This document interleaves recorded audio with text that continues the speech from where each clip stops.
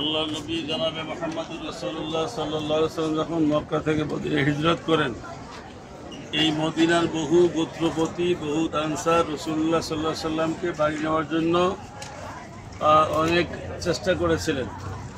আল্লাহ রাসূল বলেছেন যে আমার এই উটনি যার নাম কাসওয়া, এই উটনি যেখানে বসবে আমার থাকার জায়গা সেখানেই হবে। এইটা ছিল হযরত আবু আইয়ুব আনসারী রাদিয়াল্লাহু তাআলা আনহু বাড়ি। এই বাড়ির সামনে এসে উটটা বসে যায়। রাসূল সাল্লাল্লাহু আলাইহি সাল্লাম সেই সূত্র ধরে এখানে 3 দিন 3 রাত ছিলেন। চতুর্থ দিনে তিনি চলে গেছিলেন মসজিদে নববীর ওখানে। এই হলো সংক্ষিপ্ত ইতিহাস।